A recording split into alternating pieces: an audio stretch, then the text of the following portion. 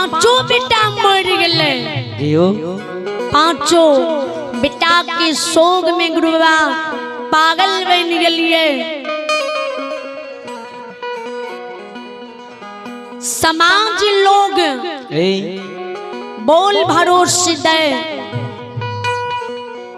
नहीं काना राजा, लेकिन फिर भी हो गुरु दिल में धैर्य नहीं रहे। नहीं रही है बाबू साहब। आई आभे सोनी कुमारी की माँ भगवान के दरबार में दर्शन की दान दी। श्रद्धालु को भगवान हर मन कामना पूर्ण करे, परमात्मा सादस की रखी। जय हो दानी दाता की जय हो।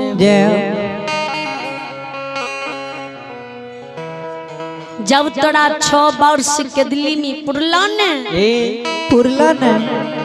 तो ई ठकबा गुस्से तोरे रूप बना के हमरा जांच से ये ले कल के राजा।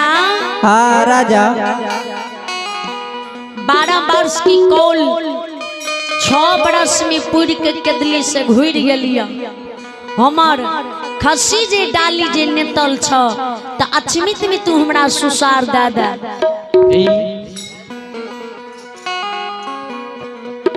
जय दिन में हमरा बच्चन दा के केदली गेल रही, ओई दिन में हमरा अहाँ एगो बच्चन देने गेल रही, कहने रहिए जी जय दिन हमरा 12 वर्ष केदली में पुरते ओई दिन आप से आप खसी के लागे रेशम डोर टूटी जेतो, खैर की घुटा उखड़ जेतो।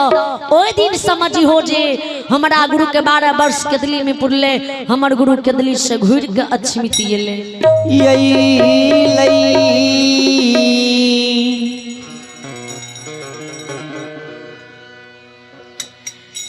ए हो राजा जो खसी लारी समडोरी नहीं टूटता,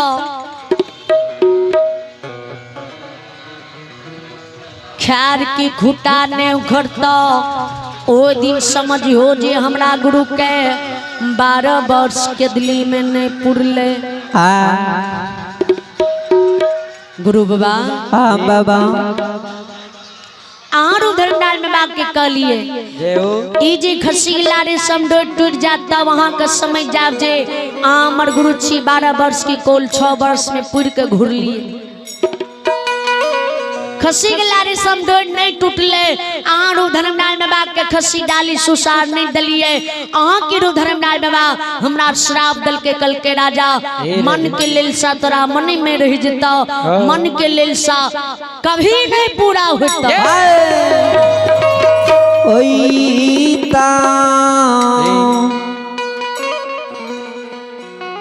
ज्योति बाबा के राजा हे राजा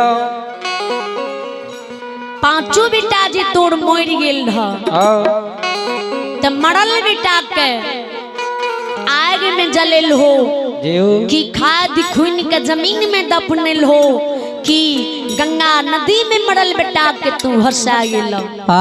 लेला चंद्रवली राजा के नहीं मरल बेटा के आग में जल लिए, नहीं खाद खून के जमीन में दफन लिए, नहीं बेटा के गंगा नदी में भसली।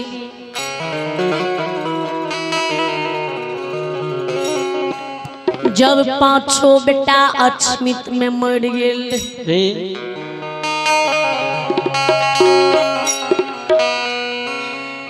समाज लोग हमरा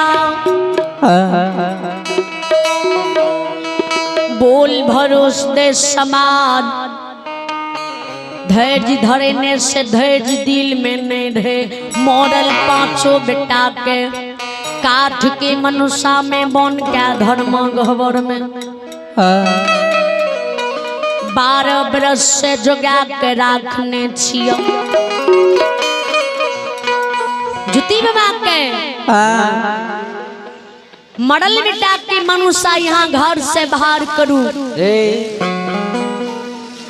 यजमित नगरी में जितना भक्ता बाबा पंजियार बाबा सौर समाज जाति प्रजाति 12 बरन बसई है।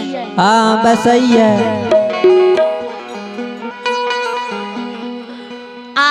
तुलसी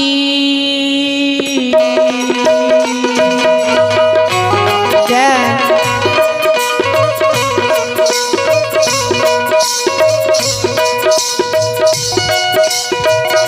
राजा तुलसी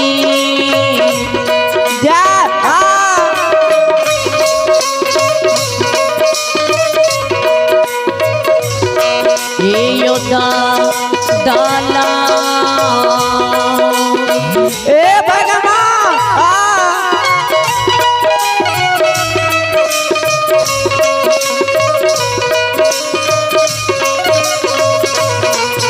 आला के यो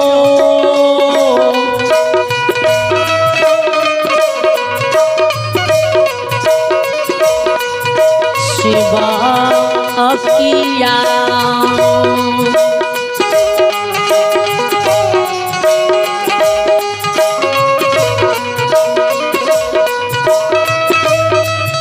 यो जाइयो समाज के यो बी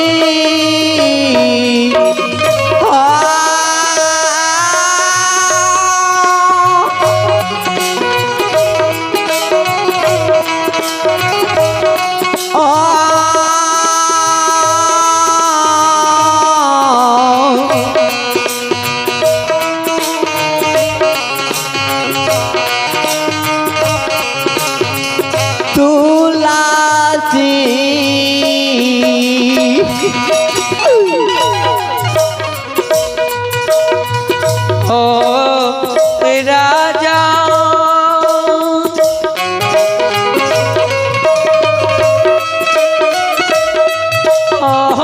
तुलसी जा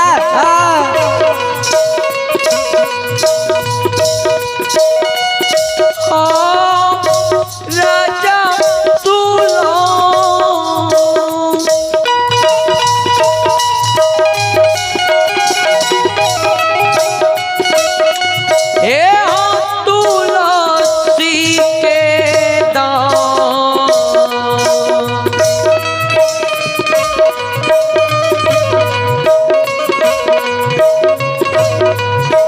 हो दलहो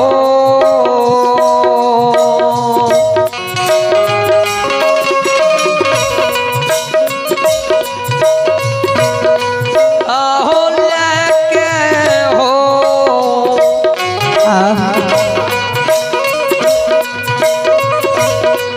ए हो राजा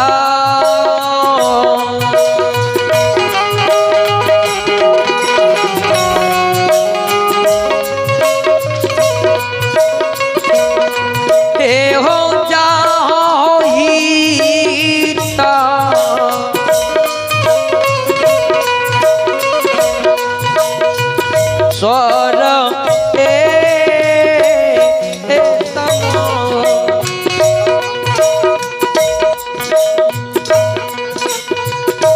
आइए एक श्रद्धालु के नाम सुनी।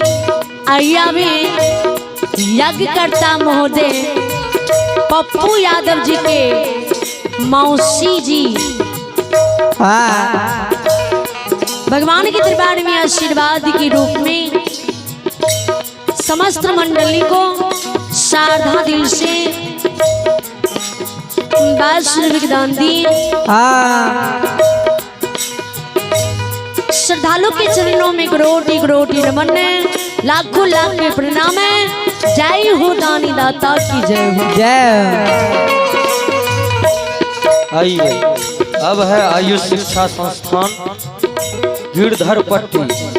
आयुष शिक्षा संस्थान गिरधरपट्टी हाई स्कूल चौक सह कोचिंग और आवासीय की भी समुचित व्यवस्था है, जिनके डायरेक्टर है पप्पू कुमार यादव, सहायक शिक्षक भोपाल कुमार सिंह, अमित कुमार यादव एवं हर बच्चों की शिक्षा प्रदान करने को मौका दे। इनके ओर से भगवान के दरबार में 101 रुपये आए हैं। जय हो दानी की माता पिता की जय हो।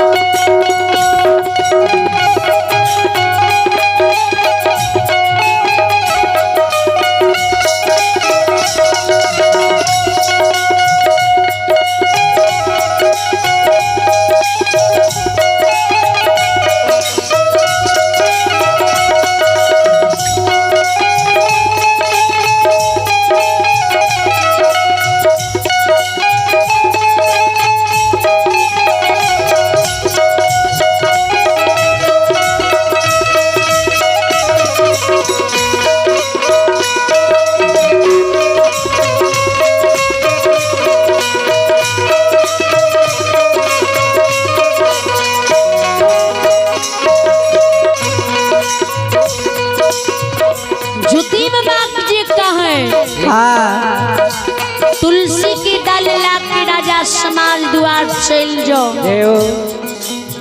सब समाज के तुलसी दल दे देवे कहबे जिया मर गुरु के दिल्ली से घूर के लिए मरल बेटा के जिलेते खसी डाली के सुसार लगेते आ तुलसी दल लियो हमरा द्वार चलियो।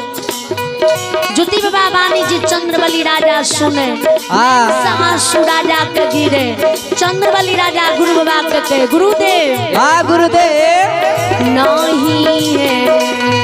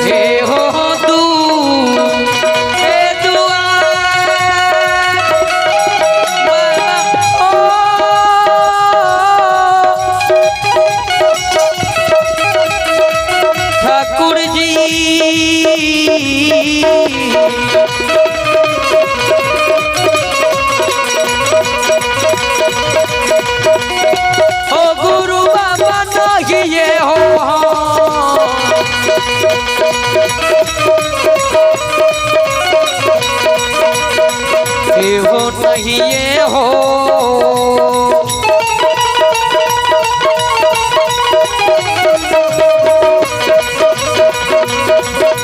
हो जइबा न हो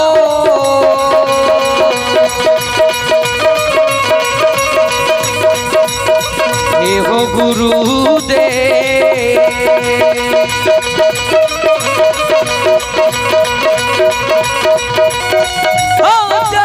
समाज के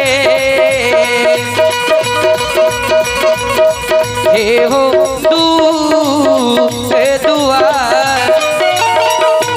सुना सुना सुन भैया सुनबे सुना सुना सुन भैया सुनबे सुना सुना सुन भैया ए सुनो सुनो सुन भैया सुनबे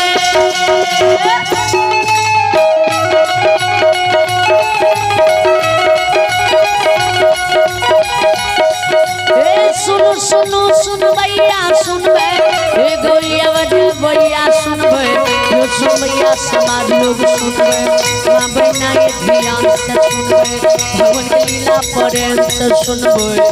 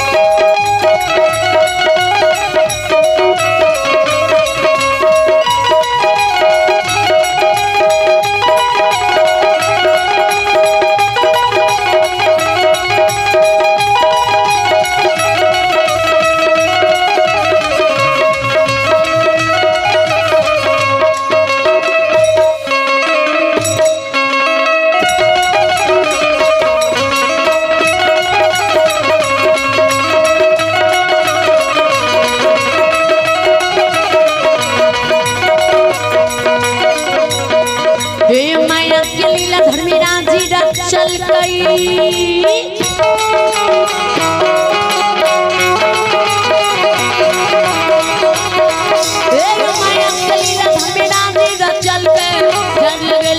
लीला रचल सतार करल बड़ बड़ लीला गोसाई रचल ये दुनिया संसार में रचल सुन सुनो बाबू भैया सुनबे कति कति बड़ निकाय कब सत सत बात कब एक बातिया साथ न कब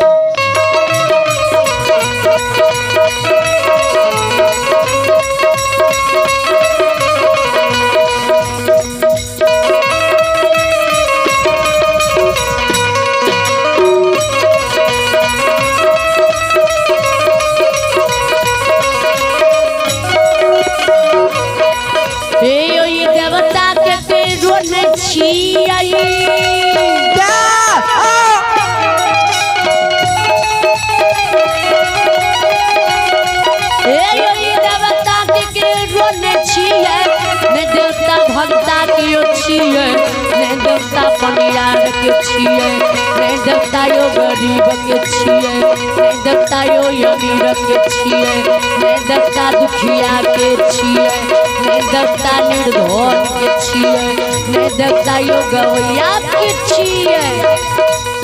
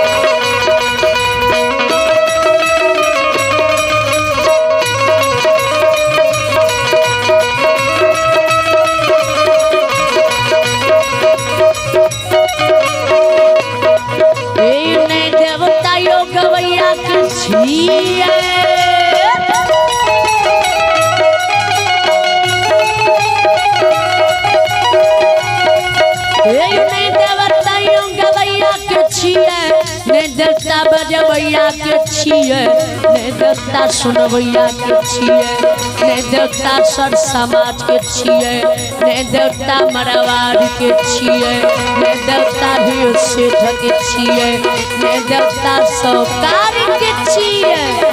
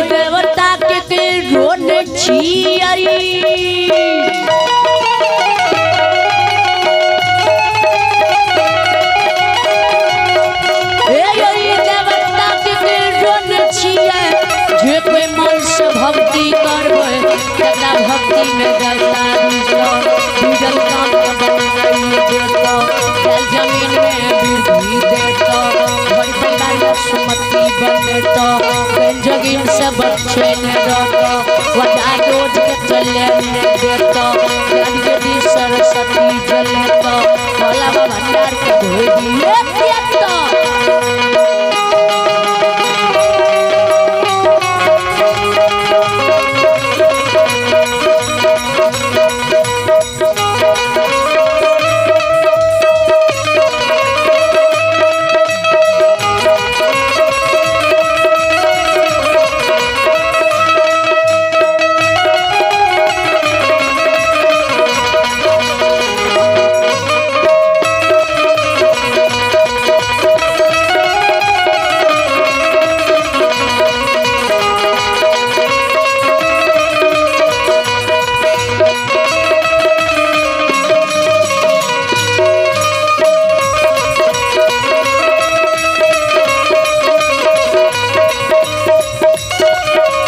भगती के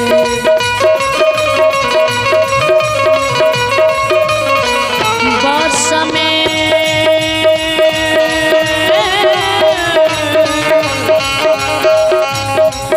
ठाकुर जी धर्मराज बाबा हो से हो निरमोझिया पता दुला दुआरे कालिए कालिदा बाबा भगतिए देव देव सीताराम हो भगवान बना दिया बाबा भगती के बस में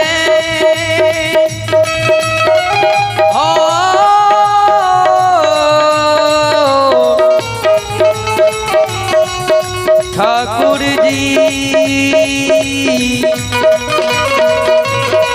हो बासई हो बाबा बासई हो बाबा बासई निरमोहिए चल गोरिए नीरन जा हो बासई दुलारुए गलियई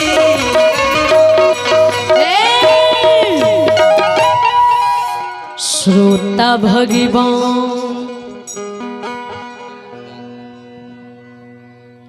चंद्रबली राजा जी के हम समाज के द्वार पर तुलसी की दौला कर नहीं जीवा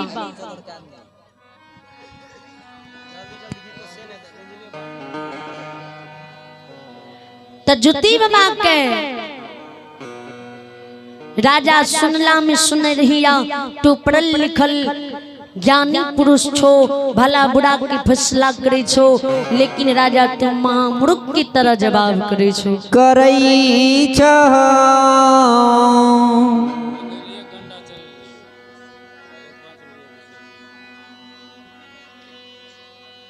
राजा किया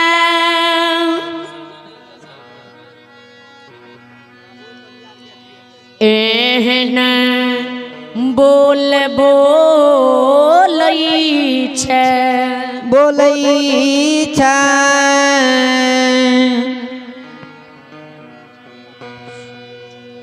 सुना राजा दुख से मति रखरो मानव दुख है साथी सुख का सपना मत देखो मानव सुख है मानव के लिए सपना सपना दुख राजा मानव के जन्म से लेकर मरण तक एक साथी बनकर साथ रही है आ रही है सुख मानव के जीवन में पल भर के लिए आवे है जे सुख के लिए मानव जे कर्म ने करे के चाहिए वो कर्म करइए हाँ करइए